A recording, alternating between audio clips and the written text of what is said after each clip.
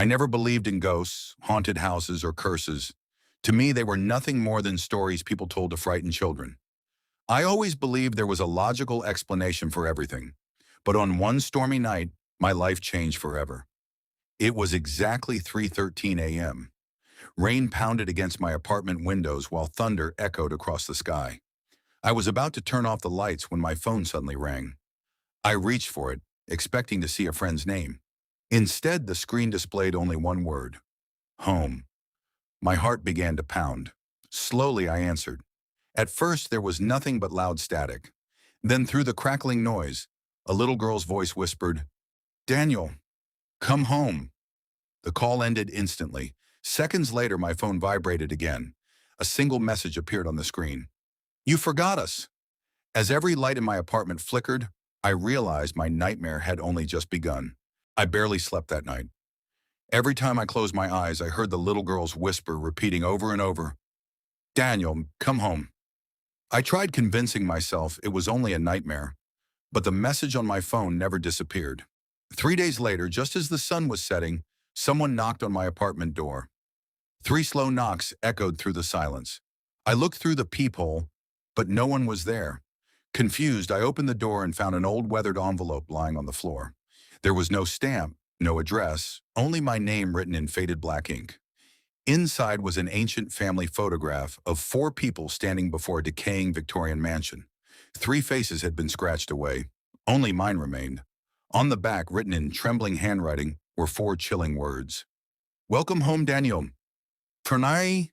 I couldn't stop thinking about the photograph. The mansion looked strangely familiar, even though I had never seen it before. The next morning, I searched through old newspaper archives and forgotten town records. One name kept appearing: Whisper House. It was an abandoned Victorian mansion hidden deep inside Blackwood Forest. According to local legends, the family who lived there vanished over 100 years ago without a trace. Since then, strange lights had been seen in its windows, and anyone who entered the house either disappeared or came back completely changed. Every warning told me to stay away, but something inside me refused to let it go. As night fell, I packed a flashlight and the old photograph, then drove toward the forest. Heavy rain covered the road. Suddenly, my headlights revealed a woman in a weathered white dress standing silently ahead. Lightning flashed, and she vanished. Then through the thick fog, I saw it: Whisper House. I parked my car just outside the rusted iron gates. The mansion stood before me, silent and lifeless beneath the stormy sky.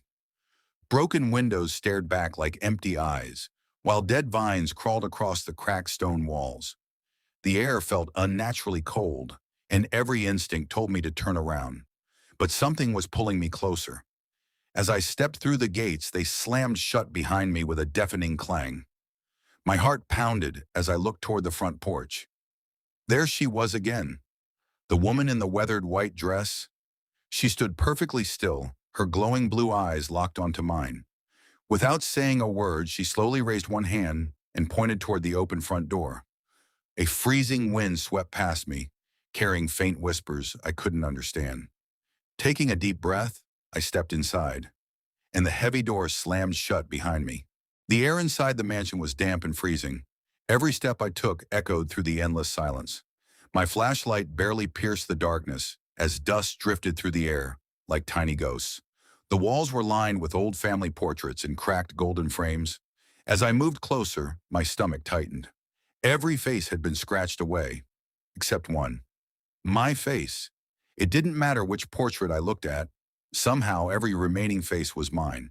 It felt impossible. Then I heard soft footsteps behind me. I spun around, but the hallway was empty. When I turned back, the woman in the white dress stood at the far end of the corridor. She didn't speak. She simply lifted her hand and pointed toward an old wooden door beneath the staircase. A cold whisper drifted through the darkness. I knew I should leave, but instead I walked toward the basement door. My hand trembled as I reached for the old basement door.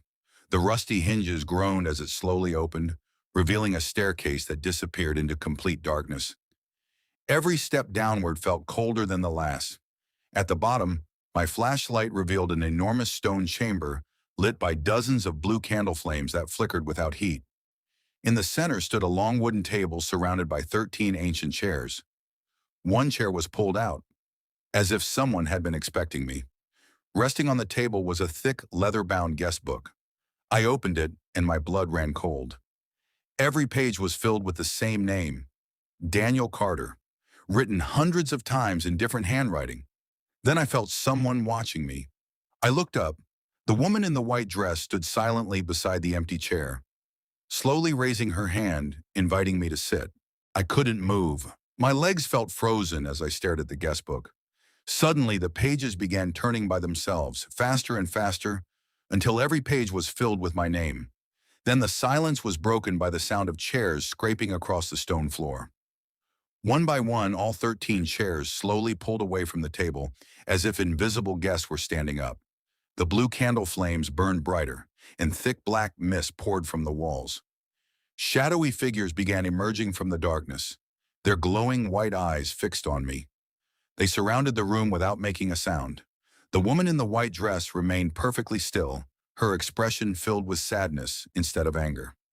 She reached out her hand toward me, but before I could move, the stone wall behind her cracked open, and a massive darkness began to crawl into the room. The darkness spread across the basement like living smoke. My heart pounded as I slowly turned around. Standing behind me was a towering creature unlike anything I had ever imagined. Its gray, decaying skin was stitched together. Its hollow black eyes seemed to swallow every trace of light, and its twisted smile revealed rows of jagged teeth. Thick black smoke poured from its body as it took one slow step toward me. I wanted to run, but fear had stolen my strength. Then I looked at the woman in the white dress. For the first time, I saw tears in her glowing blue eyes.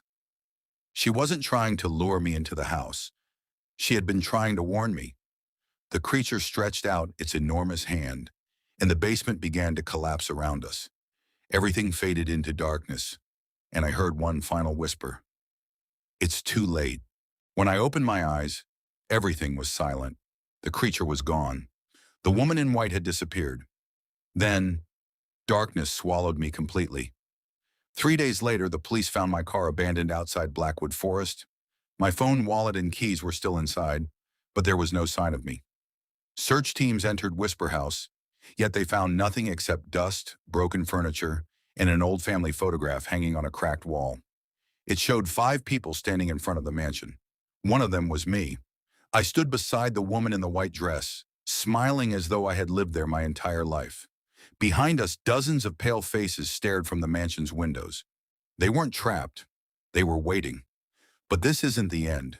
If you want to discover who the little girl really is, what the creature beneath Whisper House truly wants, and whether Daniel can ever escape his terrifying fate, make sure you subscribe, turn on notifications, and don't miss part 2.